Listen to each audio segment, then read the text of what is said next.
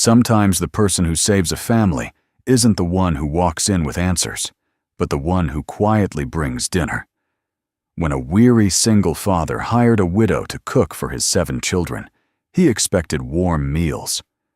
What he got was healing forgiveness and a second chance at love, one meal at a time.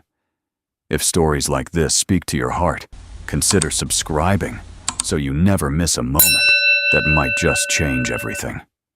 Now let's begin. The kettle hissed, then fell silent like it had given up waiting to be noticed. Callan Brody didn't move.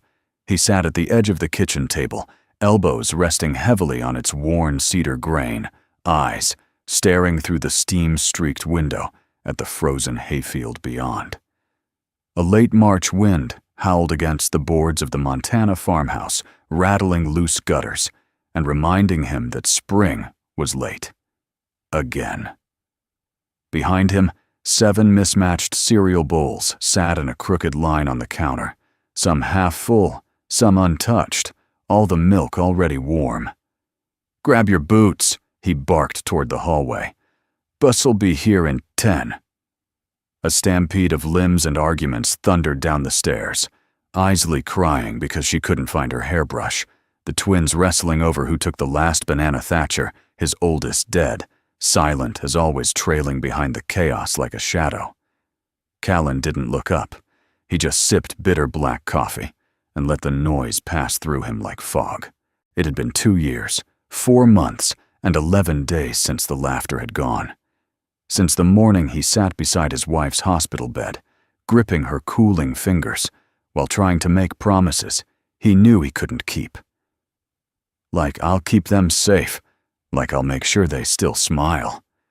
But some promises die when the person you made them to stops breathing. That morning, like all others, moved with mechanical rhythm. The bus arrived. The kids spilled out the front door, bundled and bickering, and Callan was left alone again in a house that echoed too much. He turned toward the sink, stared at the crusted dishes from the night before. There had been spaghetti, or at least something like it. A faint smell of scorched tomato sauce still lingered in the air. He scrubbed one pan listlessly, then gave up halfway and ran water over it instead. That's when he saw the note on the fridge. Callan meeting moved to 2 p.m. Don't forget to bring the zoning paperwork. Paul. Right. The barn expansion, the permits, life kept moving. The problem was he didn't. That evening dinner was late again. Isley sat at the table quietly peeling a string cheese. One of the twins had a stomachache. The younger boys tried to microwave frozen pizza, but the crust came out like cardboard. The baby of the family 6-year-old Penny looked up from her chair and whispered, "Can we have real food tomorrow?" Callan's jaw tensed. He wanted to snap back, but the words caught in his throat.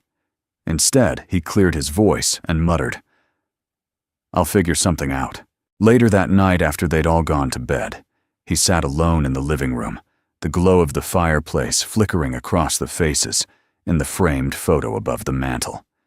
His wife Marley had been so radiant that day, barefoot in the grass, baby Penny on her hip, laughter frozen forever in that frame.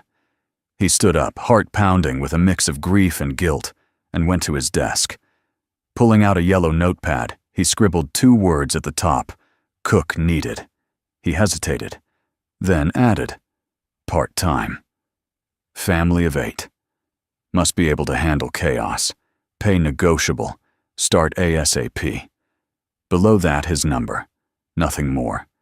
No flourish. No warmth. Just a man too tired to explain why he couldn't do it all anymore. The next morning, he pinned the paper to the notice board outside the feed store in town. By noon, 2 calls had come in. One hung up after hearing 7 kids. The other sounded young and chipper until she realized the position didn't come with free housing or a bonus. He stopped checking the phone after that. By sundown, he was back to burning scrambled eggs. It wasn't until Tuesday morning that a knock came at the back screen door, firm, polite, and unexpected. Callan opened it cautiously, bracing for another salesperson or social worker. Instead, A woman stood there in a powder blue coat, with a hand-knit scarf, clutching a canvas tote bag. Her hair was dark auburn, loosely braided over one shoulder, and her eyes were steady green-gray, like wet river stones. "I saw your note at the feed store," she said, voice calm but clear. "I'm here about the cooking job." He stared at her, trying to make sense of this moment. She looked like someone who'd stepped out of a different life, one that hadn't been burned through by loss. "I don't have time for trial runs or flattery," he said. 7 kids. No picky eaters, but they don't smile much. Neither do I. She smiled anyway. "I'm not here to be liked," she replied. "Just here to cook." That made him pause. He stepped aside slowly. "Kitchen's through there. Do your worst." She walked in, took off her coat, and asked where the flour was. 30 minutes later, the kitchen smelled like butter and cinnamon. Callan didn't say anything. He just stood at the hallway's edge, arms folded, watching this stranger in his kitchen, cracking eggs, rolling dough, humming quietly under her breath. The kids came home to the smell. Their eyes widened. Even Thatcher stood frozen at the doorway, the faintest flicker of confusion on his face. "What's that?" Isley asked, tugging her dad's sleeve. He didn't answer. He didn't know. That night, for the first time in months, all 7 children sat down to a hot meal. And for just a few minutes, there was no fighting, no crying, no staring blankly into plates. There was quiet chewing. There were seconds. And there was a look between Callan and the woman Delaney Wren that lasted longer than it should have. Not attraction. Not yet. But something else. Possibility. The morning sun inched up behind the cottonwoods, bathing the frost-covered fields in pale gold. Callan Brody had risen before dawn, as always. The day held no surprises until it did. The woman returned. He spotted her through the kitchen window, trudging up the gravel drive with that same worn canvas tote slung over her shoulder. She paused at the gate, glanced back once at the long road behind her, then stepped inside, as if she'd done it 100 times before. Callan opened the back screen door before she could knock. "I didn't think you'd come back," he said. Delaney Wren lifted her eyes to meet his steady as ever. "You didn't say I couldn't," she replied. He stepped aside again. No arguments. No pleasantries. She walked in. The kitchen still smelled faintly of the cinnamon rolls she'd made the day before, half a pan of which had been mysteriously emptied overnight. She set her bag on the counter, unzipped it, and pulled out a recipe notebook, so worn the edges curled like old bread crusts. Callan eyed it.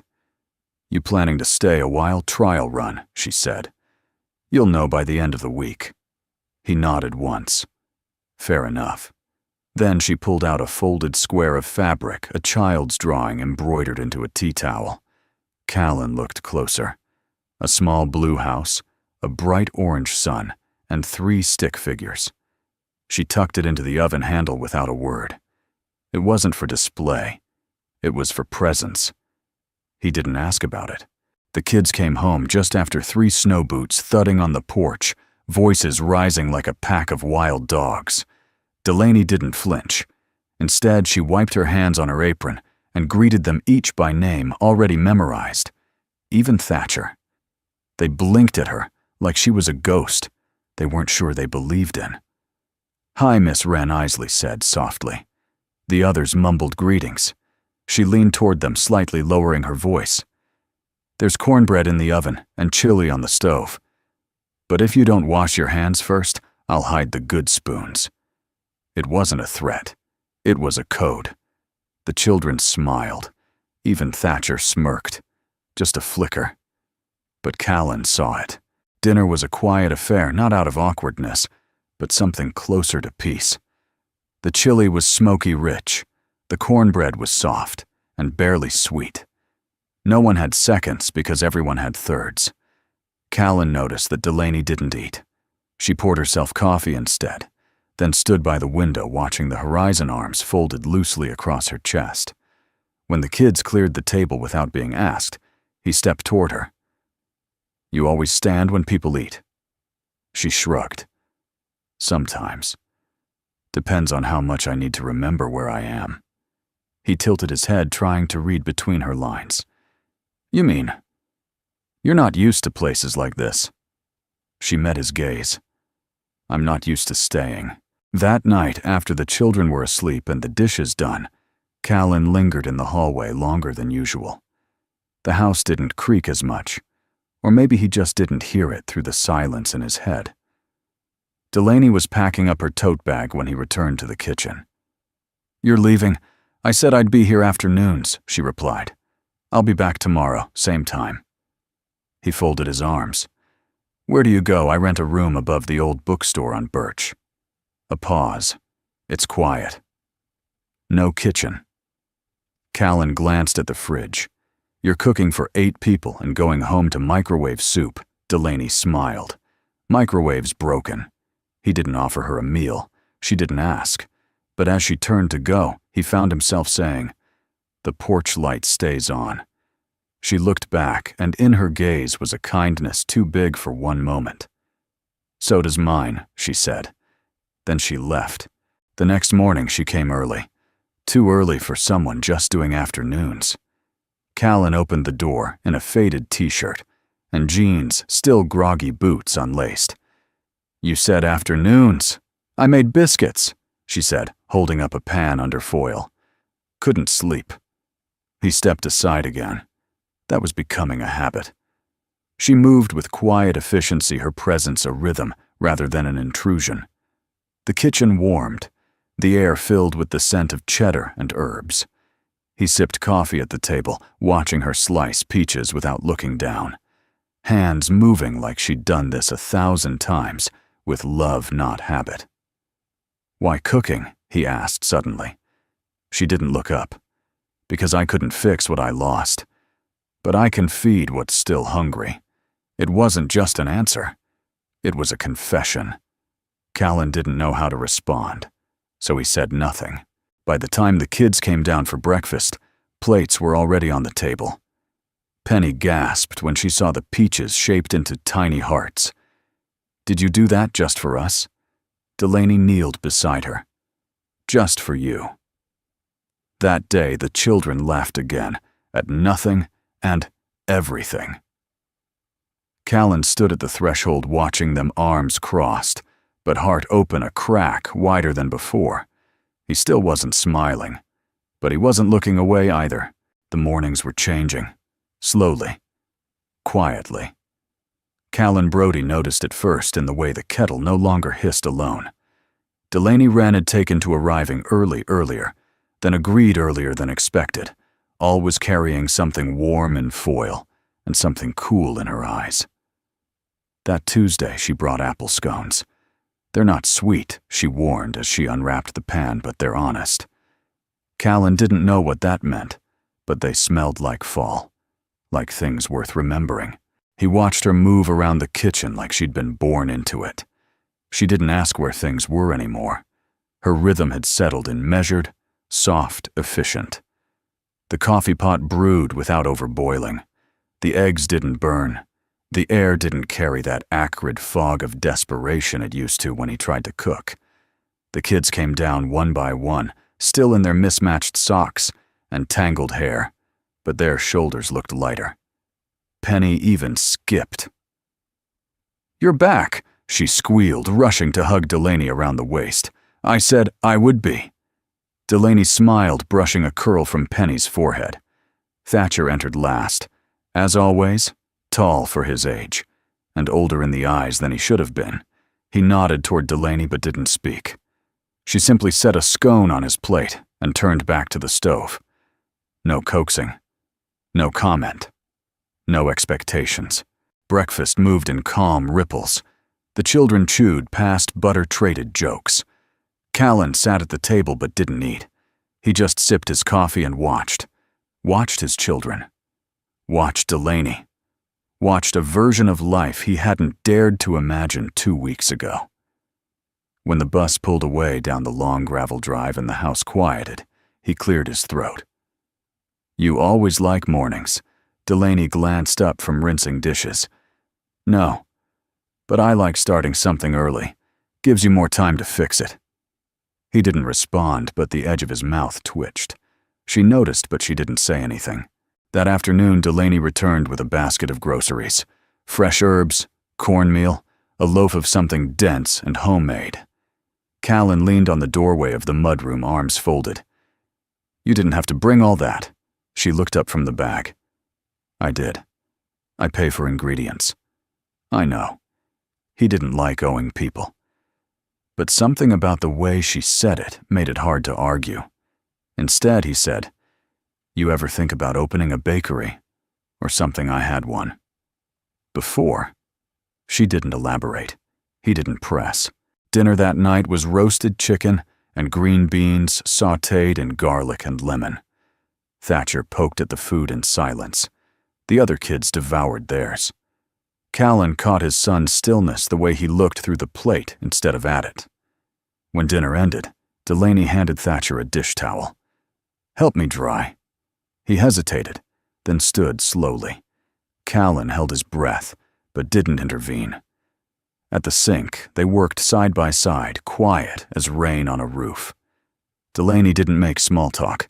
She handed him plates steady and warm, and he dried them one by one.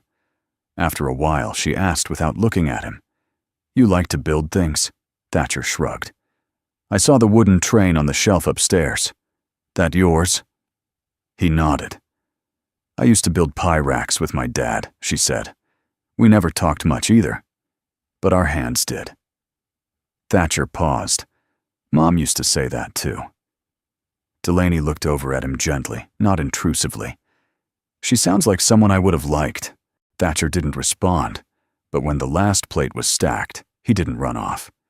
He stood there another moment, then whispered, She made biscuits with cinnamon. Not the regular kind. The warm kind. Delaney nodded once, as if receiving instructions from a sacred recipe. I'll make them Thursday. And just like that, a crack opened in a wall. Later, after the kids went to bed, Callan sat in the armchair staring at the fire. Delaney stood in the doorway, her coat draped over one arm. Thatcher doesn't talk much, he said. I noticed. But he's always listening, always watching. I know. He looked up at her. You're good at this. Delaney's expression softened. At what? At making people want to stay at the table. She swallowed, glancing down. Her voice dropped an octave. That wasn't always the case. Callan tilted his head. What happened? Delaney met his gaze. There was something quiet and deep in her eyes, like a storm she'd already survived. My son was born early. 3 years ago. He didn't stay. The room froze for a moment, and not because of the Montana wind outside. Callan didn't speak, didn't know how to. He just nodded once deeply with the weight of a man who also knew how grief rearranged you. Then he said simply, Come back tomorrow. Delaney smiled. I was going to. The next morning, Callan woke to the smell of cinnamon. And for the first time in a long while, he didn't dread coming downstairs. The day began like most others, with frost laced across the windows and boots scattered on the porch. Callan Brody barely registered the date when he signed a school permission slip, poured stale cereal into 3 mismatched bowls, and tied his 6-year-old's shoes, one-handed, while sipping coffee with the other. Delaney wasn't due until the afternoon. The house felt heavier without her in it. Not louder, just more hollow. Callan chalked it up to habit. You get used to peace even if it's borrowed. At 7:45, the bus pulled away. 7 small faces pressed against foggy windows waving. One of them didn't. He noticed too late. By mid-morning, Callan was back at the barn, struggling with a busted water heater for the horse trough. The wind had picked up the kind that cut through denim and left him wishing for spring or a full-time handyman. But wishes were for people who had time. His phone buzzed. A message from Delaney. Need anything from the store? Making something special tonight. He stared at the text. Something about the phrasing made his chest tighten, though he couldn't explain why. He typed back, "Nope. Thanks." Then he pocketed the phone and got back to fixing things with his hands, because fixing with his heart was trickier. Delaney arrived at 3 sharp cheeks pink from the wind arms full of groceries, and something wrapped in a blue cloth. "Made a stop at Rose's Bakery," she said casually, lifting a box from the bag. "Thought we'd do something sweet tonight." Callan opened his mouth to ask, but she was already moving, chopping apples, heating butter, peeling potatoes, with a rhythm that had become its own language. He didn't see the small card peeking out from the box, corner, Happy 10th Isley, in a childlike scrawl. The kids tumbled through the front door at 3:45 in their usual flurry of backpacks and voices. Delaney greeted each one like a returning traveler, handing out sliced fruit and questions about spelling tests. Isley sat down quietly at the kitchen table. Her cheeks were flushed, but her eyes lacked their usual spark. Delaney noticed first. Callan didn't. Not until she whispered something that stopped him cold. "I know she didn't expect a party, but forgetting entirely, that's not like you." Callan blinked. "What are you talking about?" Delaney looked up, brow furrowing gently. "Today's Isley's birthday."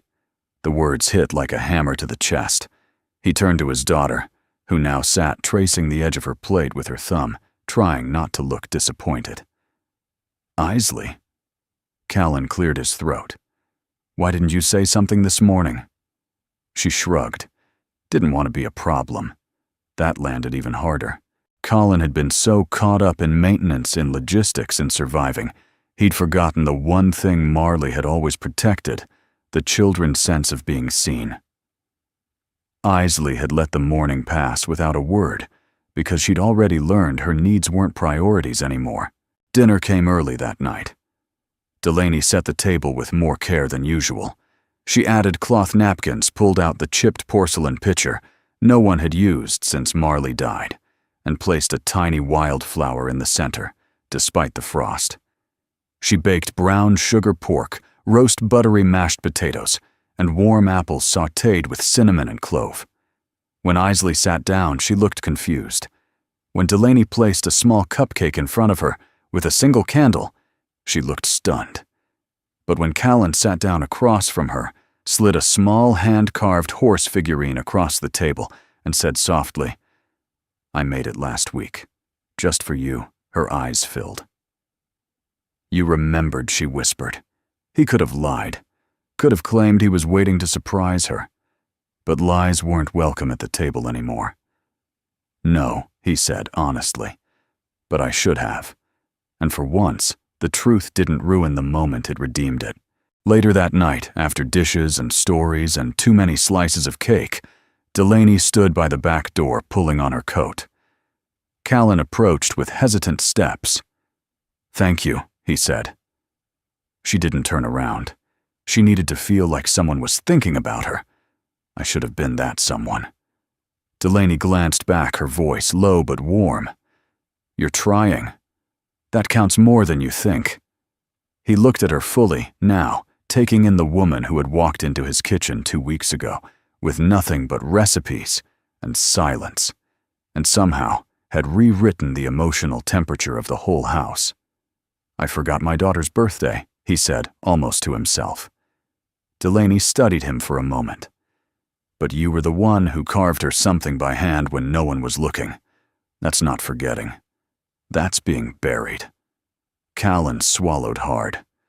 Buried in what she held his gaze. In grief, in guilt, in fear. He couldn't answer that. But he didn't deny it.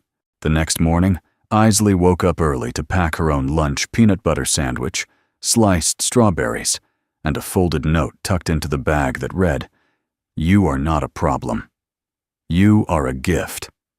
Dad Callan never mentioned it aloud, but when she hugged him goodbye tighter than usual, he knew she'd read it.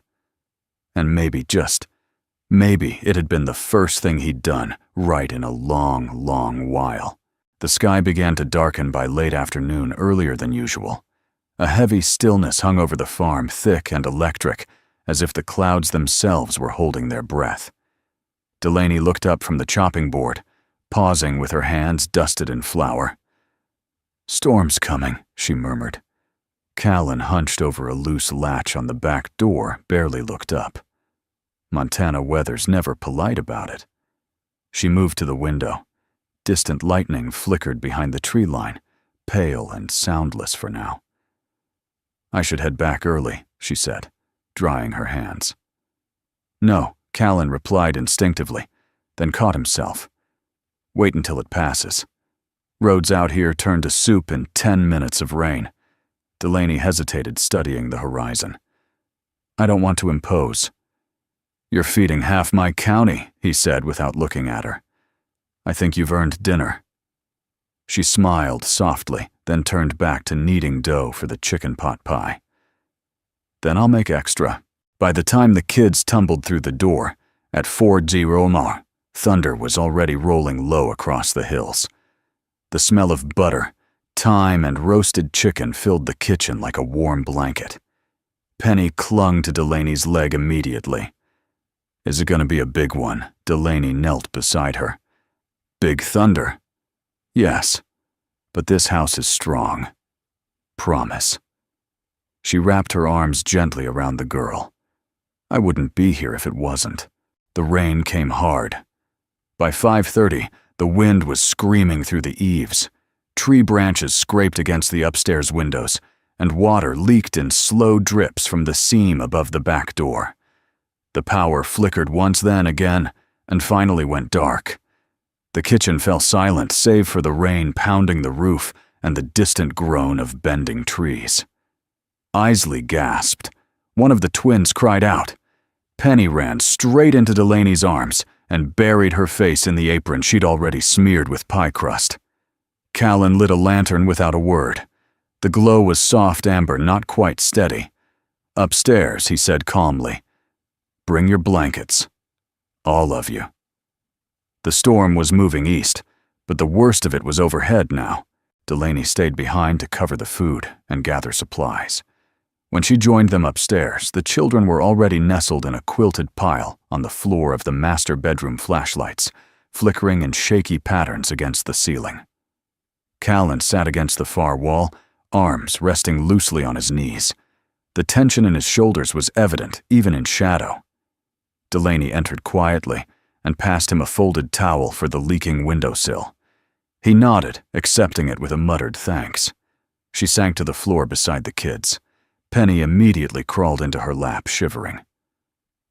"I used to be scared of storms, too," Delaney said softly, brushing wet strands from Penny's forehead. "What made you stop?" Isley asked.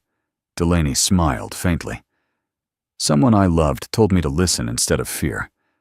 Listen to the quiet after the loud." Callan watched from across the room. The flickering light caught the edge of Delaney's profile, calm, solid, maternal, in a way that wasn't forced. The children responded to her, not because she demanded it, but because she offered refuge without asking anything in return. And it unnerved him, because refuge was dangerous. He stood and left the room without a word. Delaney found him 10 minutes later in the kitchen, staring at the half-uncovered pie on the counter, shoulders rigid, one hand braced on the edge of the sink. "You okay?" she asked. He didn't turn. This house used to be noisy during storms. Delaney said nothing. He went on. "Marley would pull out board games and blankets. We'd camp in the hallway. She'd turn candles into castles. The kids would laugh even when the trees howled." He paused. "I haven't heard them laugh during a storm since." Delaney stepped further into the kitchen but didn't speak. Callan finally turned, and his eyes, usually steady, guarded, were fractured tonight. "I feel like I'm failing all of them." She met his gaze. "You're not." "I forgot Isley's birthday. You remembered it the next day." "That's not the same." "No," she said gently. "But neither is grief.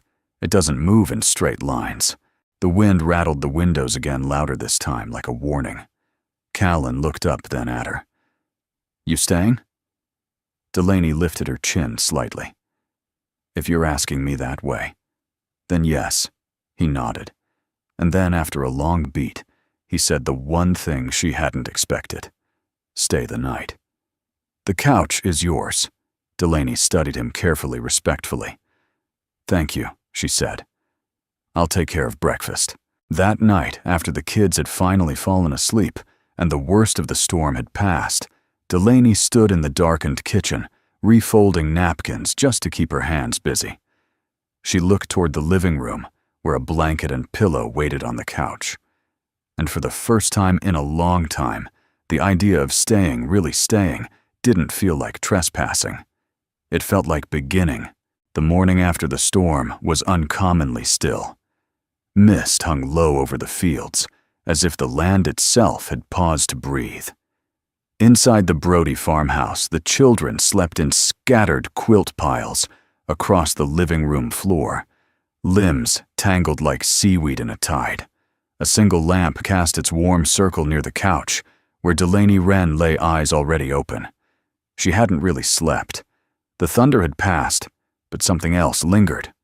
Not fear. Something quieter. Something that asked whether she had stayed too long or not long enough. In the kitchen, Callan was already making coffee. He didn't turn when she entered. You snore, he said gruffly, a hint of dry humor beneath the surface. Delaney raised a brow. I do not. He smirked. Maybe it was one of the twins. She poured herself a cup and leaned against the counter. For a moment they stood in companionable silence, listening to the birds pick up their morning chorus. You stayed, he said at last, not looking at her. You asked. He nodded once, then took a long sip from his mug, like it cost him more to say thank you than it should. By the time the children woke, Delaney was already halfway through making breakfast. They swarmed the table in their usual half-dressed chaos, except for Thatcher. He came in last as usual, shirt tucked too tightly into his jeans, hair damp from a rushed rinse.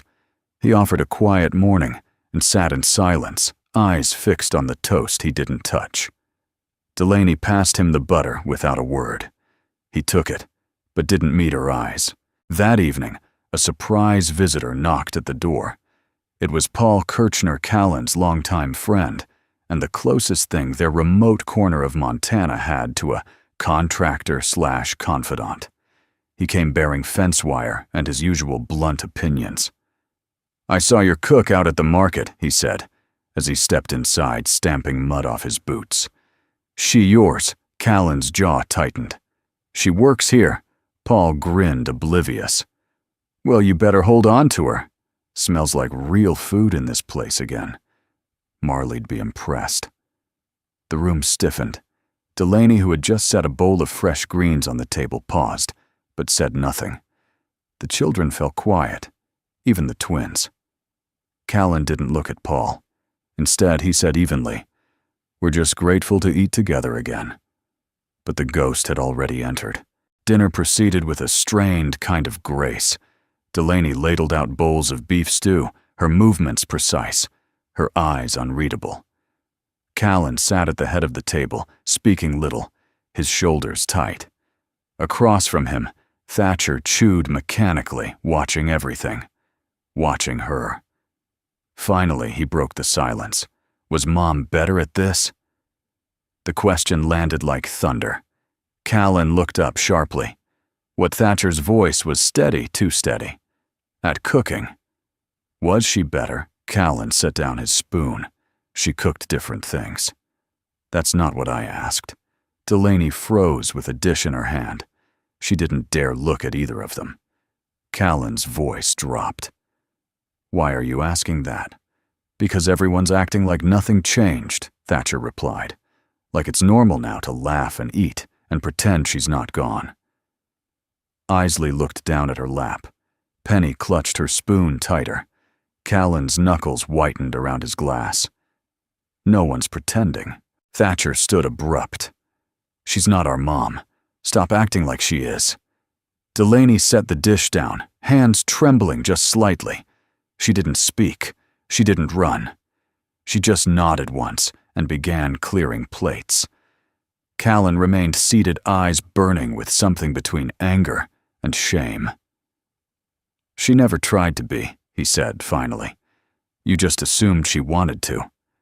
But Thatcher had already disappeared into the hallway after the kids had been settled, some in tears, some in silence. Delaney stood alone at the sink, washing dishes no one had dirtied.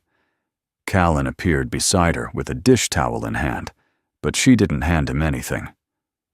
"I'm sorry," he said quietly. "It's not your fault. He's grieving." "So am I," she said, more to herself than to him. He looked at her sharply. "I'm not trying to take anyone's place," she continued. "I know what it feels like to lose someone who couldn't be replaced."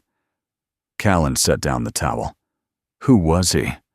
Delaney's hand stilled in the water. "My son. Cole. He lived for 31 hours. The kitchen seemed to shrink in on itself. I held him," she whispered, voice barely audible, "until he didn't breathe anymore."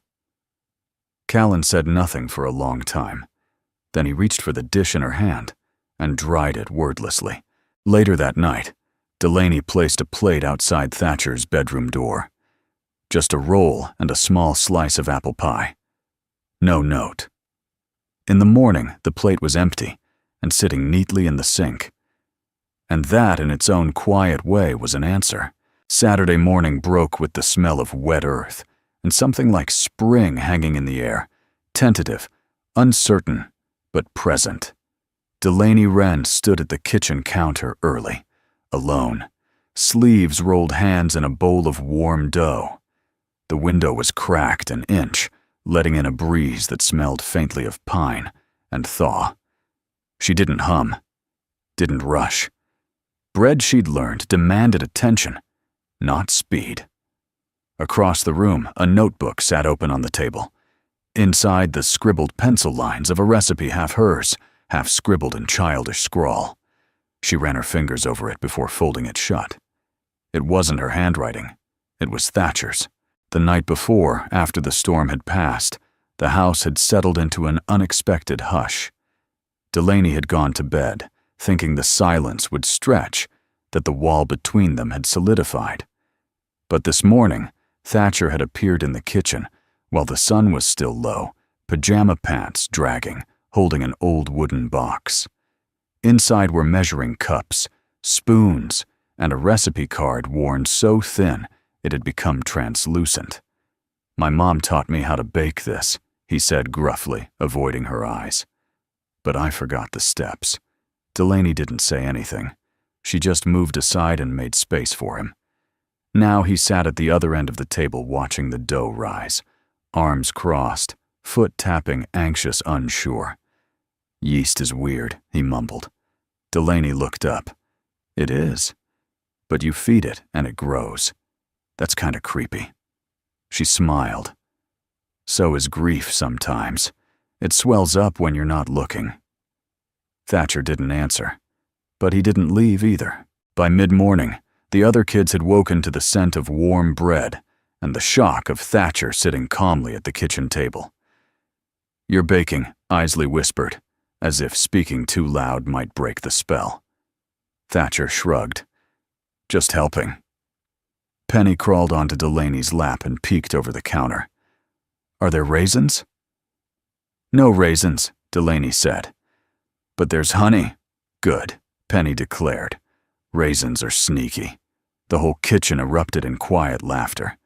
Even Thatcher let a smirk slip, which made Callan pause in the doorway longer than he meant to. He didn't enter. Just stood there, watching, arms, folded, heart doing something unfamiliar in his chest. Delaney handed Thatcher a knife. "Score the top." He blinked. "What make a mark? A shape? Anything. It helps the crust expand while it bakes." He hesitated, then pressed a single line, simple, deliberate, across the top of the dough. Delaney nodded.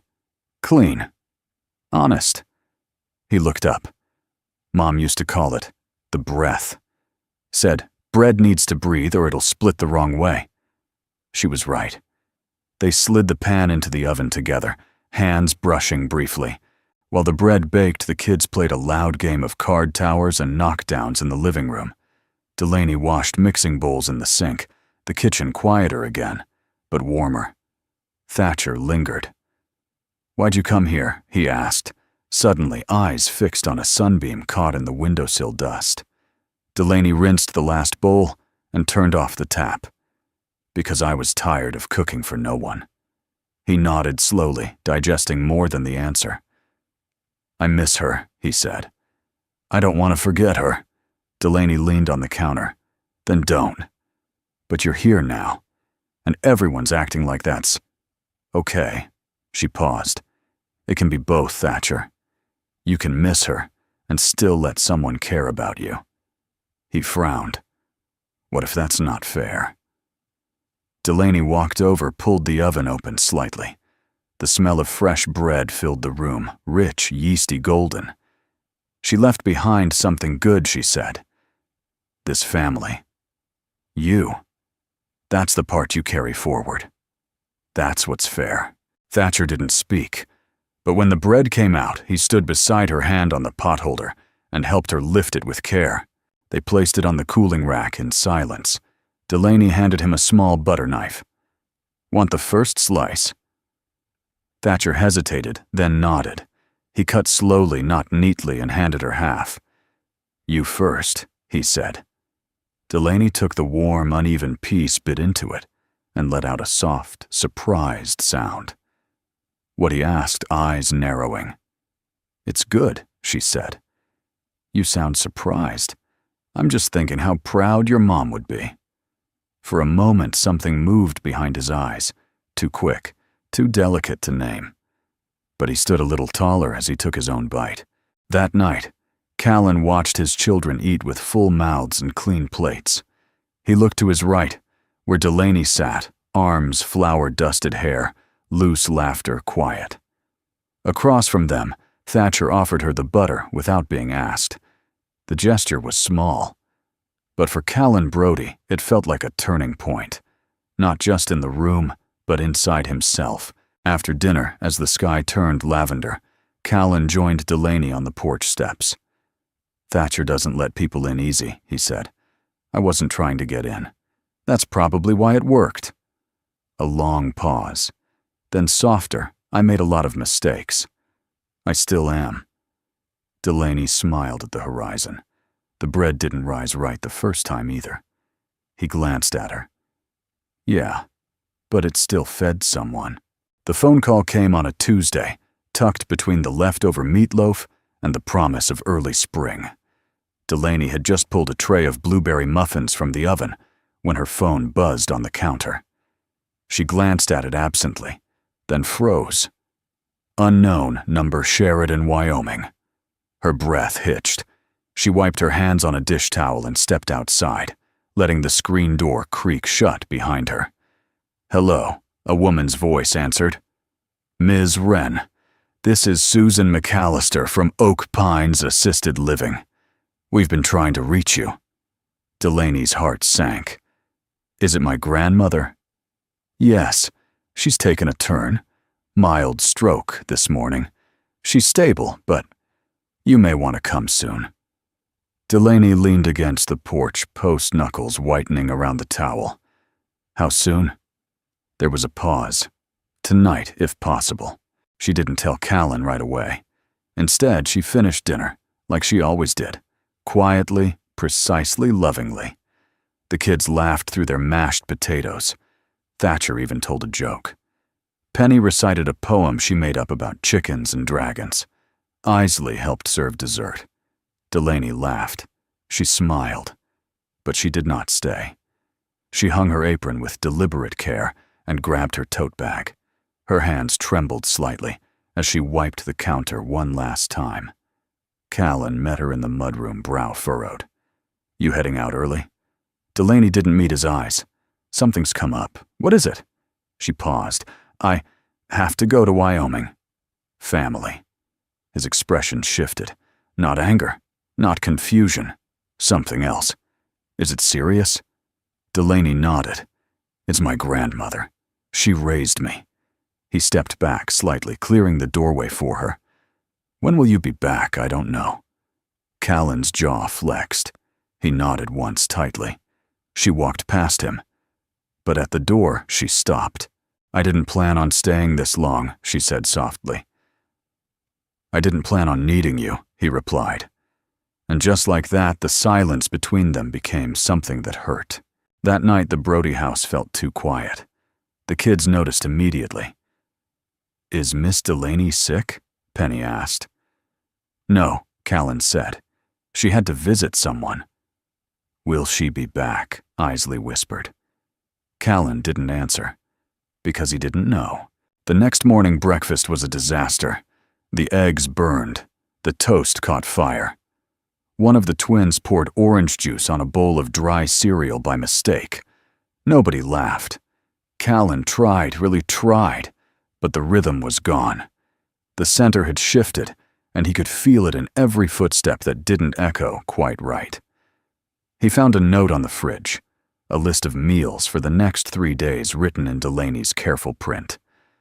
At the bottom, in case I don't make it back right away. D. It felt like a goodbye. Days passed slowly. Delaney arrived in Wyoming under a gray sky and the kind of hospital light that made even strong people look faded.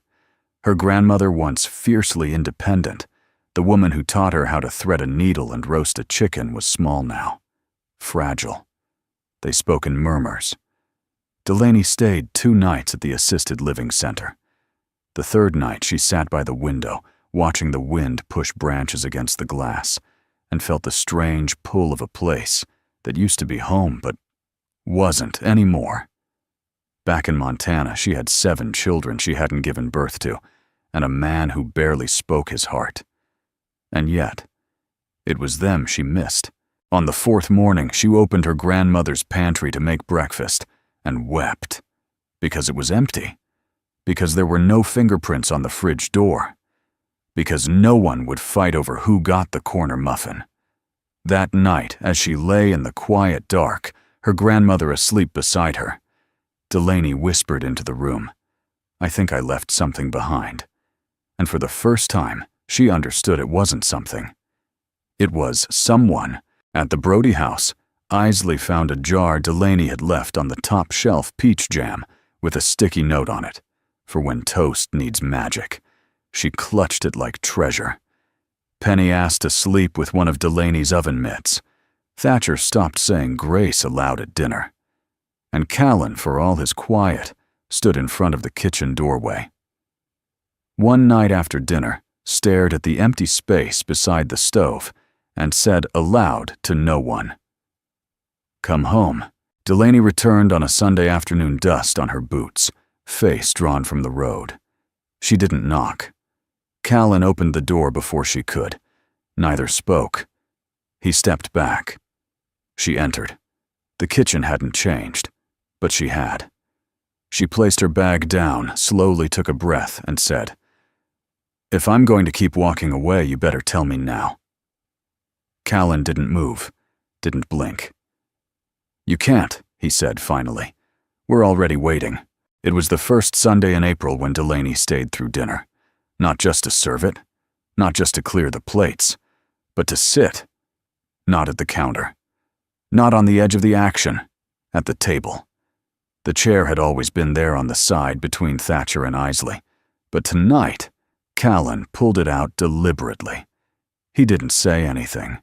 He just stood behind it, one hand resting lightly on the wooden back, waiting. Delaney paused, a spoon still in her hand, unsure if the invitation was real or symbolic. "Sit, Miss Delaney," Penny chirped. "This one's yours." The small girl patted the seat, as if to prove ownership. Callan's eyes met Delaney's across the table. "You've earned it," he said quietly. And so she sat. The meal was chicken and rice with warm biscuits, a simple dish Callan had attempted the week Delaney left. This time, she made it. The children knew the difference instantly, but no one said it out loud. They just reached for seconds and passed the butter with something that felt like reverence. Across the table, Thatcher broke his biscuit in half and nudged one piece toward Delaney's plate.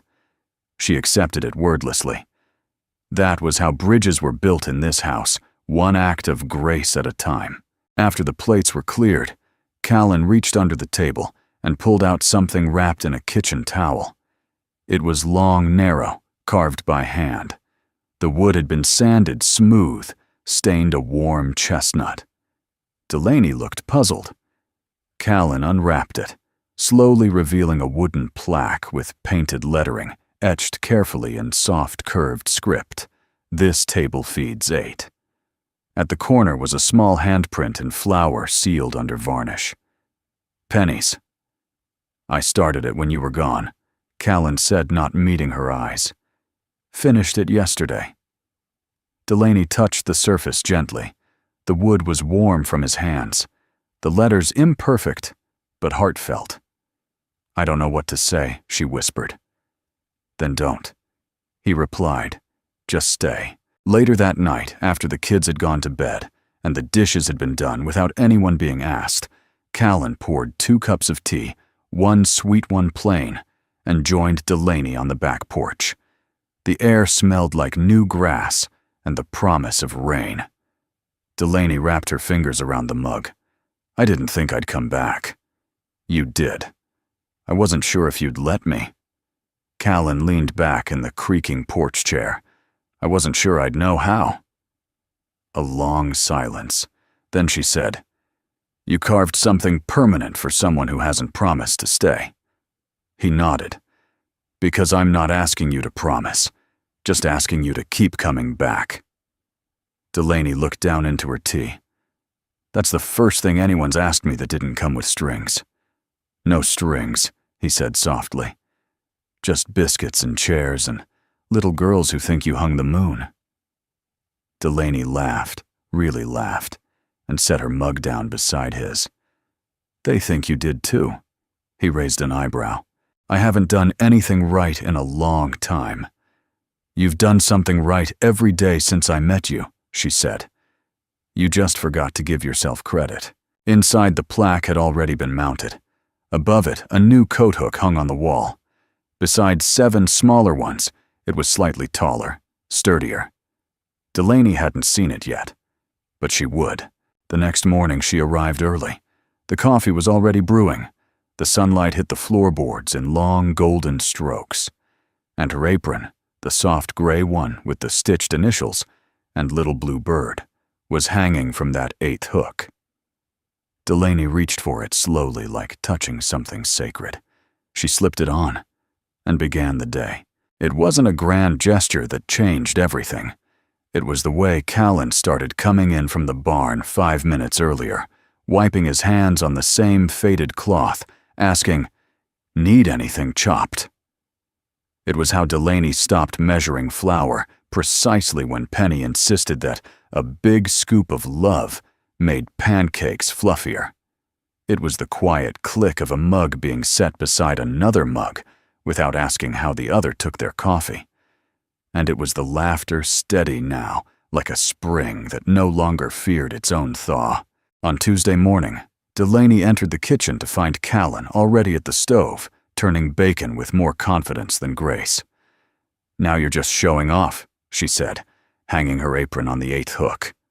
He grinned, not looking up. "I figured if I burned it, you'd jump in." Smart man.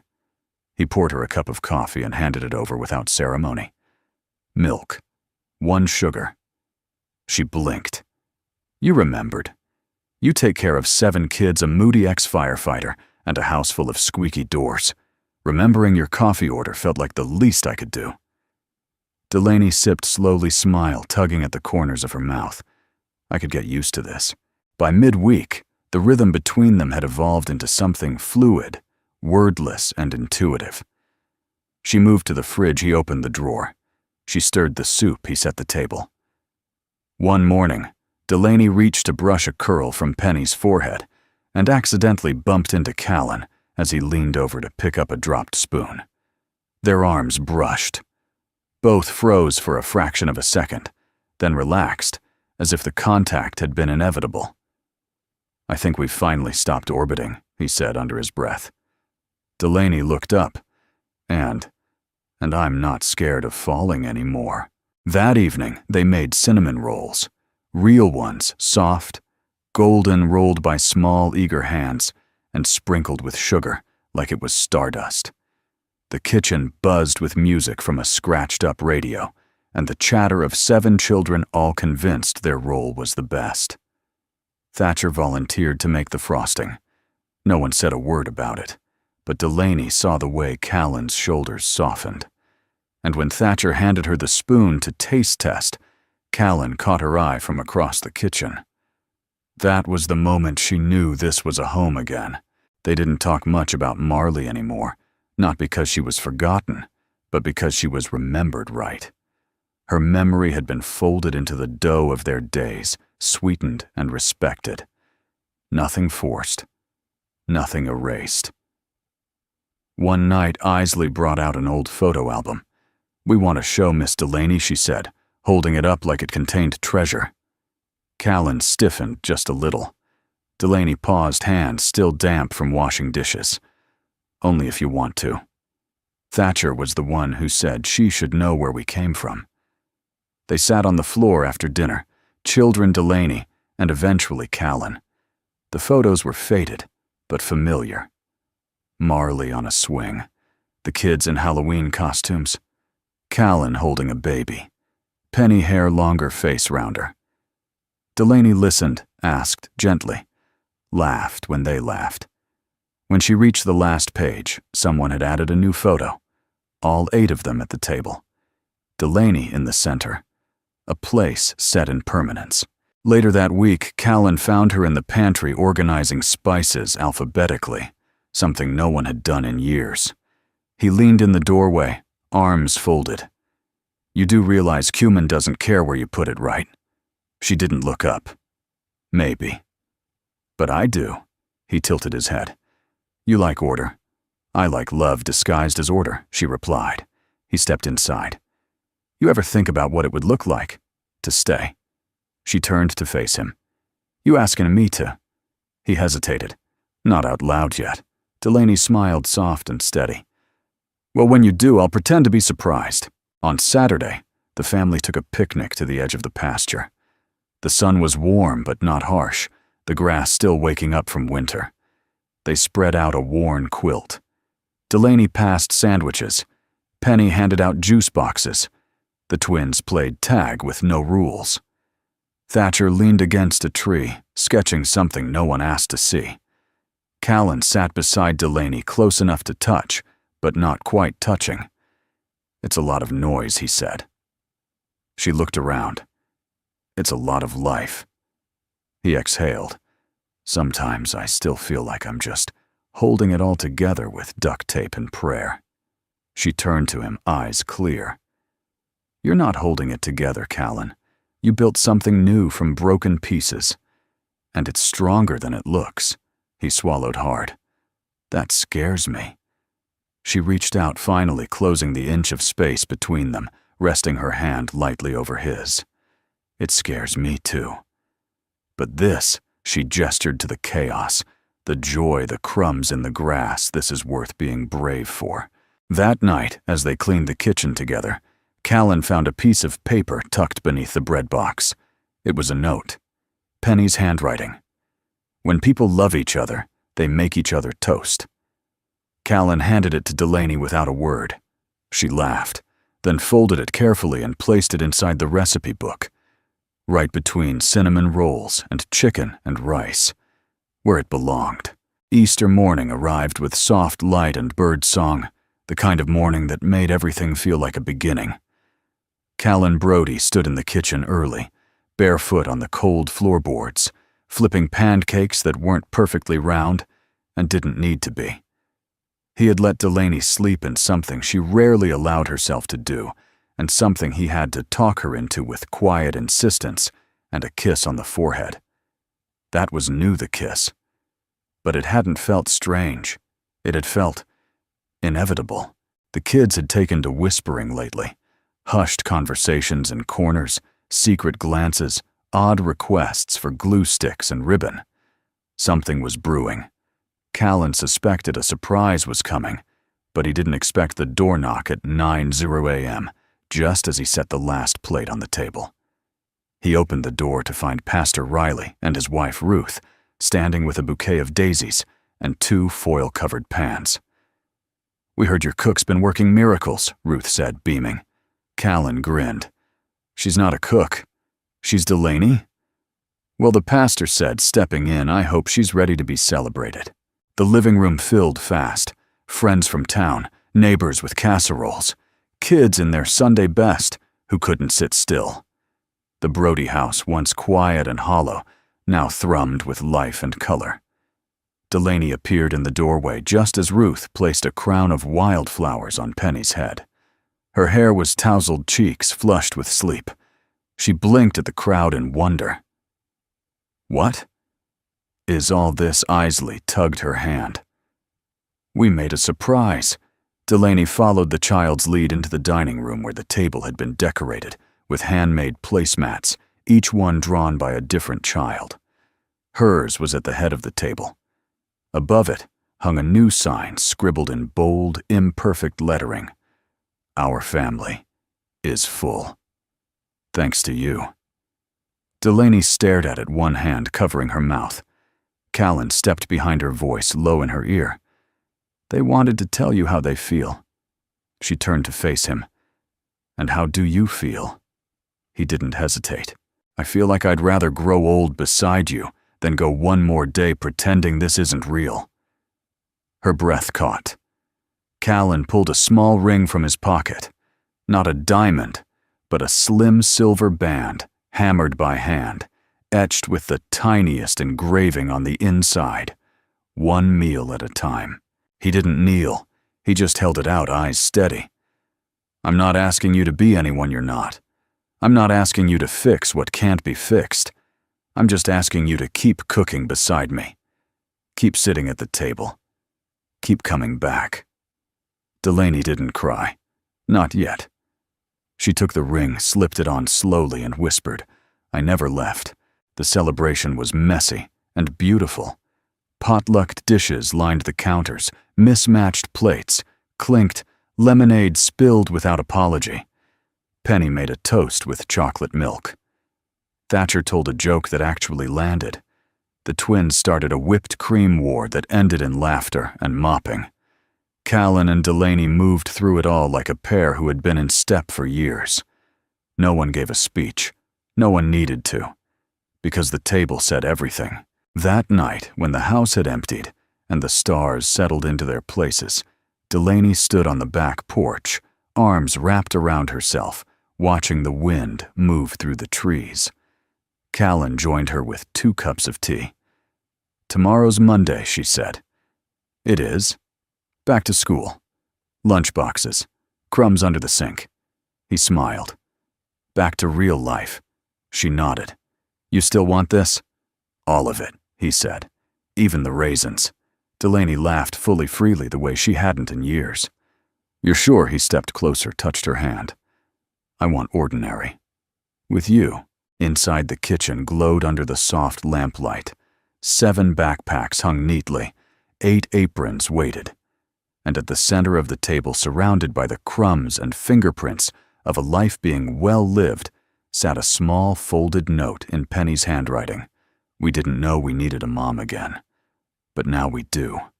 Please stay." Delaney picked it up, pressed it to her heart, and whispered, "I already have. And sometimes the most extraordinary miracles happen right around a dinner table." Thank you for joining us for this story, a story about love healing and how a warm meal can open the door to something far greater. We'd love to know, where in the world are you watching from today?